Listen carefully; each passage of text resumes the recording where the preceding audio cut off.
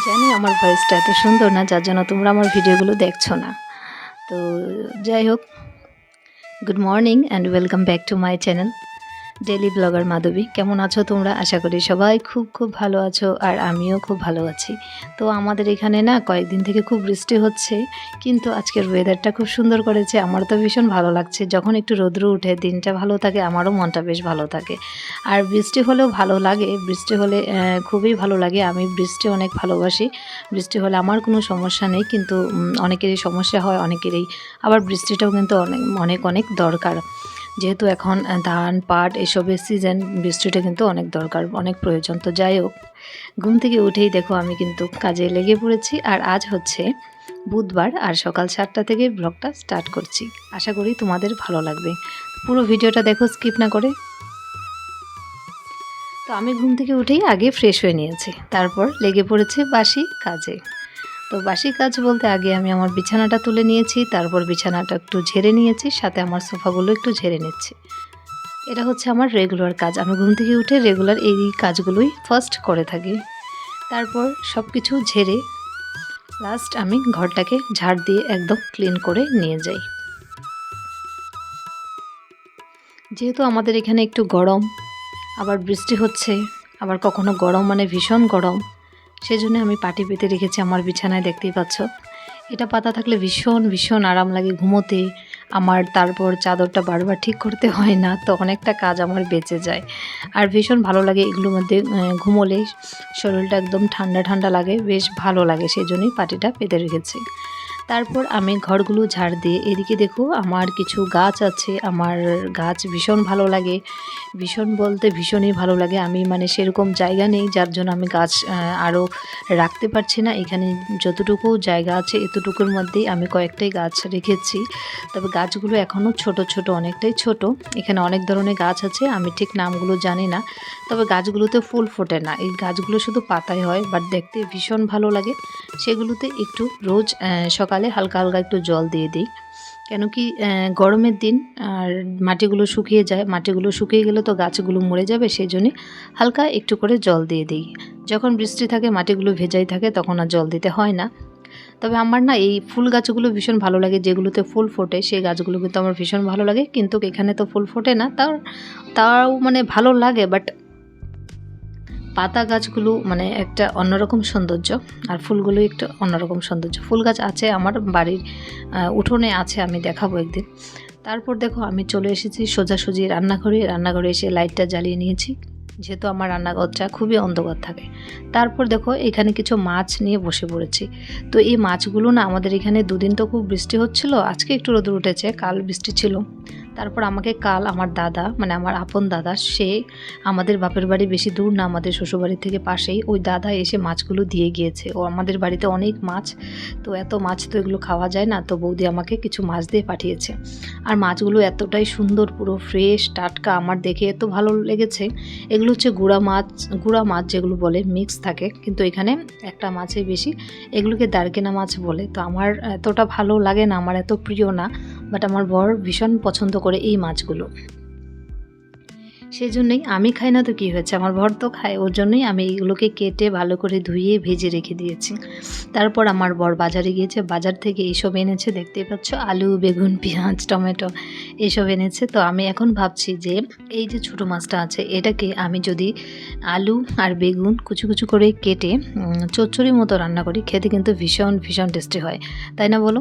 তো জানি না, অনেকে অনেক রকমভাবে এটাকে বানিয়ে খেতে পারো, বাট আমি মনে করি যে এইভাবে হালকা একটু মাখা মাখা চচ্চড়ি করে খেলে গুঁড়ো মাছটা দিয়ে ভীষণ টেস্টি হবে। তো সেই জন্য আমি সেরকমভাবেই বানাচ্ছি। আর দেখো আমি রান্নাঘরে এসে কিন্তু প্রথমে ভাতটা বসিয়ে দিয়েছি, আর আমার ভাতটা কিন্তু এদিকে হয়েও যাচ্ছে, মানে জাল উঠেই গিয়েছে, আর কিছুক্ষণ পর নামিয়ে দিব। যেহেতু স্টিলের সসপ্যানে রান্না করা হয়, বেশি দেরি হয় না, আর কিছুক্ষণের মধ্যে আমার ভাতটা হয়ে যায়। আর ওই যে মাছটা, মানে কড়াইয়ের যে নাড়াচাড়াও করছি, ওটা হচ্ছে ওই মাছটাকে ভালো করে ভেজে, মানে কালকে রাত্রে আমি একটু ভেজে রেখে দিয়েছিলাম, তারপর সকালে একটু হালকা ভেজে নিচ্ছি, যেহেতু এখন আমি রান্না করব, ভালো করে ভেজে কড়াইতে নামিয়ে রেখে দিয়েছি। কড়াইটা ধুয়ে আবার বসিয়ে দিয়েছি, কেন কি আমি সাথে কয়েকটা পটল বড়া করব। আর এই পটলগুলো এত সুন্দর আর এতটা কচি, তো আমার দেখে না ভীষণ ভালো লাগছে। তো ভাবছি যে না, এই কচি পটলগুলো দিয়ে বড়া খেলে বা ভাজি খেলে ভীষণ টেস্টি হয় খেতে।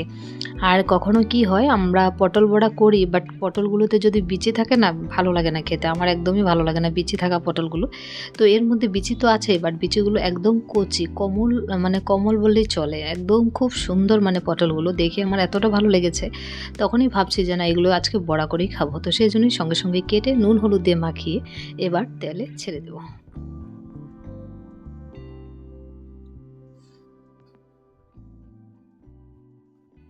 তো আজকে বেশি কিছু রান্না করব না, আমি এমনিতেও 2 বা 3টে আইটেমই করি। তো ফার্স্ট আমি পটলটাকে ভেজে নিচ্ছি, তারপর মাছের চচ্চড়িটা করে নেব। আর কিছু করব না, এই দুটো দিয়েই আমাদের আজকে হয়ে যাবে খাওয়া দাওয়া। তো সঙ্গে থাকো, পুরো ভিডিও দেখো, আশা করি তোমাদের ভালো লাগবে। আর যদি ভালো লেগে থাকে আমার ভিডিওটা, অবশ্যই একটা সুন্দর কমেন্ট করো। আর আমাকে যে কমেন্ট করবে তার কমেন্ট আমি নেক্সট ভিডিওতে পড়ে শোনাবো, সাথে নামচা নিয়ে। তো তোমরা যদি আমাকে সুন্দর কমেন্ট করো, অবশ্যই নেক্সট ভিডিওতে শুনতে পাবে, কমেন্ট আমি পড়ে শোনাবো। যাই হোক, এদিকে কিন্তু আমার সবজিটা হয়ে গেছে। এর মধ্যে আমি মাছটাকে, ভেজে রাখা মাছটা ঢেলে দিয়েছি। একটু ঝোলটা বেশি মনে হচ্ছে, কিন্তু আর একটু ফোটাবো, তখন একটু শুকিয়ে যাবে আর জিনিসটা একটু মানে মাখানো মাখানো টাইপ হবে, খেতেও বেশ ভালো লাগবে। তো এবার আমি ভাবছি, এটা তো হচ্ছেই, সাথে আমি কিছু ধনেপাতা নিয়ে আসবো। এর মধ্যে না কুচি কুচি করে ধনেপাতা দিলে খেতে কিন্তু আরও টেস্টি হয়ে যাবে।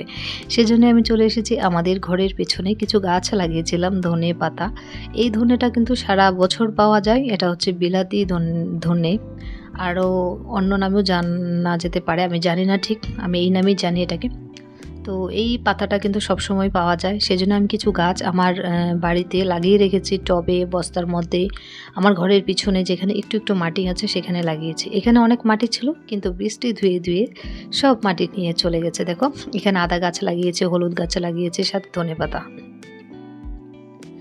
তো এবার ধনেপাতাটাকে ভালো করে ধুয়ে নিচ্ছি, যেহেতু বৃষ্টির দিন এখানে অনেক মাটি লেগে থাকে। ধুয়ে তারপর কুচি কুচি করে কেটে এরপর সবজিতে দিয়ে দিচ্ছি। তো এবার সবজিটাকে ভালো করে নাড়িয়ে চাড়িয়ে একটু সময় রেখে দেবো, যেন পাতাগুলো একটু মজে যায়। তাহলে পাতাগুলো একটু ভালো করে সবজির সঙ্গে মিক্সড হয়ে গেলে স্মেলটা খুব সুন্দর হবে, খেতেও ভীষণ ভালো লাগবে। যাই হোক, আমার কিন্তু রান্নাবান্না কমপ্লিট হয়ে গিয়েছে, তারপর খাওয়া দাওয়াও কমপ্লিট হয়ে গিয়েছে। সমস্ত কাজ বাজ সেরে, স্নান টান সেরে আমি চলে এসেছি আমার রুমে। এসে ফ্যানটা চালিয়ে বসছি, একটা ডায়েরি আর কলম নিয়ে কিছু আমার নোটস ছিল, সেগুলো নোটস করার জন্য। আমি কিন্তু ব্লগিংয়ের বাইরে অন্য কিছু কাজ করি, কি কি করি সেটা আজকে নয়, নেক্সট ব্লগে জানাবো তোমাদেরকে, আর কি কি করি ব্লগিং ছাড়া। তো ব্লগিংটা আমার একটা নেশা, এখন একটা পেশা হয়েও দাঁড়িয়েছে। বেশ ভালো লাগে আমার ব্লগিংটা করতে। তবে জানি না আমি আমার কতটুকু কি আমি এগোতে পারবো কি না ইউটিউব চ্যানেলে, আমি জানি না আমার কতটুকু আমি সাকসেস হতে পারবো। তবে চেষ্টা করব ডেলি ব্লগ দিয়ে যাওয়ার জন্য। আর তোমাদের যদি ভালো লাগে অবশ্যই কমেন্টে আমাকে জানাবে। তো এই যে দেখো, ওকে নিয়ে একটু খেলু খেলু করছি। ও হচ্ছে আমার জায়ের ছেলে, ওর মা একটু আগে ওকে দিয়ে গিয়েছে আমার কাছে একটু রাখার জন্য, ওর জন্য খাবার বানাবে, খাবার বানিয়ে ওকে নিয়ে যাবে। ভীষণ দুষ্টুমি করে, তাই মানে ওকে নিয়ে কাজ করতে পারে না, সেই জন্য আমার কাছে একটু রেখে গিয়েছে, আমি একটু নিয়ে খেলু করছি, তারপর ওকে নিয়ে যাবে। তো আজকে ব্লগটা না আমি আর কন্টিনিউ করতে পারিনি, সেই জন্য এখানে শেষ করছি। দেখা হবে নেক্সট ব্লগে। তো সবাই ভালো থেকো, সুস্থ থেকো, দেখা হবে নেক্সট ব্লগে। Bye bye.